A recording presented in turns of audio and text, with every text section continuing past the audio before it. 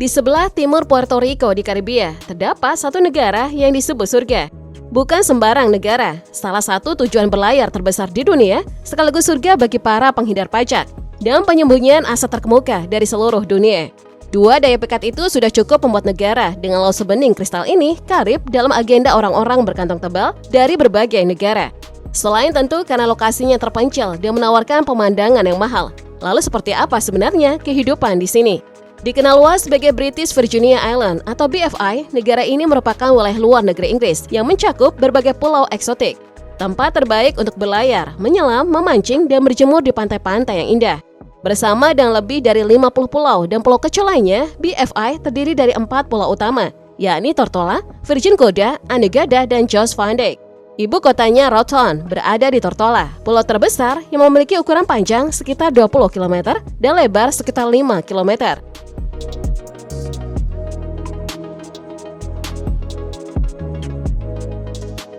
Dari puluhan pulau BVI, hanya 15 pulau yang berpenghuni dan sekitar 39.000 orang tinggal di pulau ini secara keseluruhan.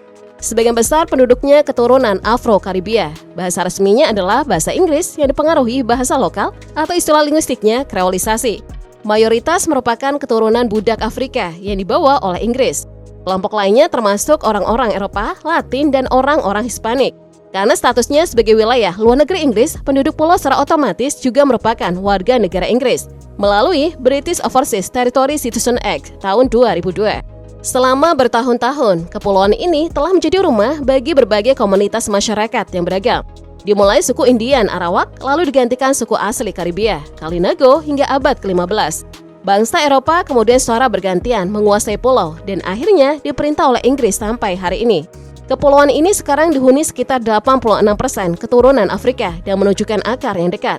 Untuk merayakan emansipasi, otoritas BVI menyelenggarakan berbagai pagelaran budaya, terutama Festival Agustus tahunan yang menampilkan kostum Afrika yang unik, malam desa klasik, dan tari-tarian di jalanan. Tari, musik, sastra, dan seni visual merupakan bentuk ekspresi yang menonjol di BVI, dengan sejumlah seniman lokal yang menjadi terkenal karena bakat mereka. Fungi adalah musik rakyat daerah tersebut. Mereka biasanya menggunakan gitar dan berbagai instrumen buatan sendiri seperti labu, papan cuci, dan banyak lagi untuk menggambarkan kekayaan budaya dan sejarah di pulau-pulau tersebut. Menariknya, nama fungi berasal dari salah satu makanan pokok lokal yang dibuat dengan tepung jagung sebagai bahan utamanya dan disantap dengan ikan atau olahan protein lainnya.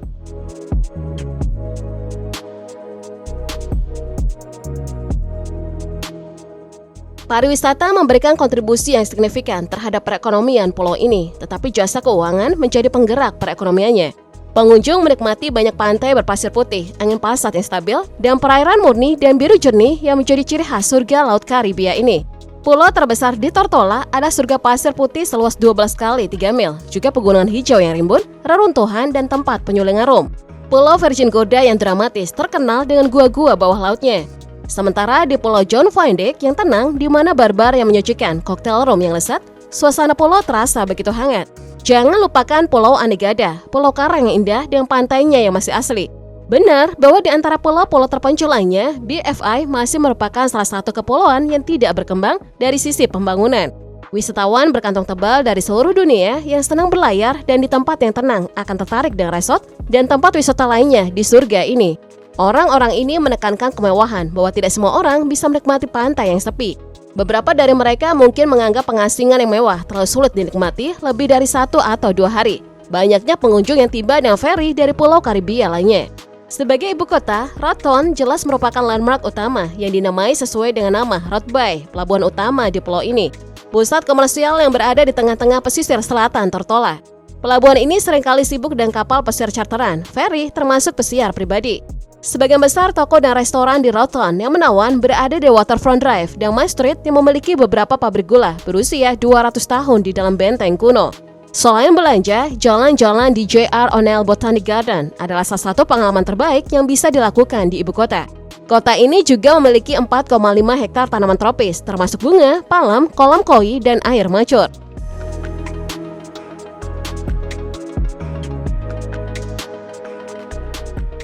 Meski begitu, negara ini nyaris tidak punya sumber daya apa-apa. Hanya ada perkebunan, buah-buahan, sayuran, dan tebu. Itu pun tak cukup untuk memberi makan seluruh penduduknya yang jumlahnya tidak seberapa. Selain sektor pariwisata yang berkontribusi sebesar 45% bagi pendapatan negara, sektor jasa keuangan menjadi yang paling dominan. Namun jangan bayangkan industri perbankan dan asuransi yang maju dalam mendunia, bukan? Jasa keuangan mencapai lebih dari 51% tersebut berasal dari lisensi-lisensi perusahaan cangkang. Sebagai negara yang tak punya sumber daya apa-apa, menjadi surga bagi para penghindar pajak adalah cara paling mudah bagi BFI untuk mendapatkan uang. Sebagai surga pajak, reputasinya sudah terkenal di dunia, bahkan menduduki peringkat teratas. Bukan main di negaranya yang PDB-nya lebih dari 1 miliar dolar, nilai aset perusahaan tersebut menyentuh angka 1,5 triliun rupiah. Dengan mematok tarif pajak 0%, negara ini menarik para konglomerat untuk mendirikan perusahaan cangkang agar uang mereka tak terkena pajak tinggi di negara asal. Dengan begitu, penduduk BFI mendapat pekerjaan. Meskipun tak seluruh uang konglomerat disimpan di sini, setidaknya negara mendapatkan uang pendirian perusahaan. BFI sangat ramah pada pembisnis dan penjahat pajak. Dari informasi yang tersedia dan bisa diakses publik, ada lebih dari 400.000 perusahaan di pulau ini yang semuanya adalah hampir perusahaan cangkang. Ia tak mematok pajak keuntungan, hadiah, pajak penjualan dan pertambahan nilai, pajak korporasi hingga pajak perusahaan. Sangat berbanding terbalik dengan mayoritas negara-negara lain di seluruh dunia yang kita tahu mematok pajak untuk setiap item tersebut. Praktik tersebut sebenarnya sudah banyak dikritik karena kental dengan masalah. Salah satunya laporan dari Transparency International pada tahun 2022 yang menemukan masalah endemik. Kajian yang berjudul The Cost of Secrecy, ia bahkan tak ragu menyebut BFI sebagai tujuan pilihan bagi individu korup yang mencari kerahasiaan. Sementara Konsorsium Jurnalis Investigasi Internasional mengungkap bahwa perusahaan BFI muncul dalam satu dari setiap 5 laporan aktivitas mencurigakan yang diajukan bank-bank yang memiliki kekhawatiran tentang kemungkinan pencucian uang.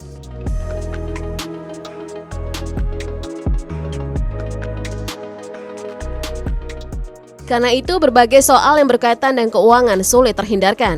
Belakangan, masalah skandal korupsi yang sering terjadi mengancam reputasi BFI sebagai surga pajak. Awal tahun 2021 lalu, Agustus Jasper yang saat ini menjabat gubernur membentuk komisi penyelidikan untuk menyelidiki korupsi dan penyalahgunaan jutaan dolar dana publik. Dalam video yang diunggah laman Facebook resmi negara selama minggu terakhirnya sebagai gubernur, Jasper merujuk pada tuduhan yang didengarnya sama masa jabatannya dari para pejabat, jurnalis, dan anggota masyarakat.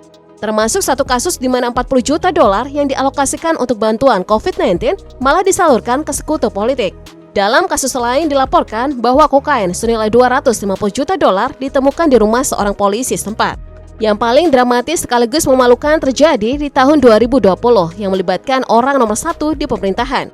Pada bulan Juli, Andrew Fahy yang saat itu menjabat Perdana Menteri menulis surat kepada pemerintah Inggris dengan membanggakan transparansi dalam industri jasa keuangannya yang disebutnya membuat iri para pesaing.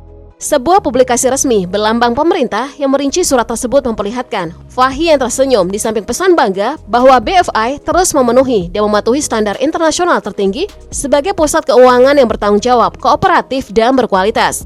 Kurang dari 2 tahun kemudian, Fahy ditangkap oleh Badan Penegakan Narkoba Amerika Serikat di Miami atas tuduhan penyelundupan kokain dan pencucian uang.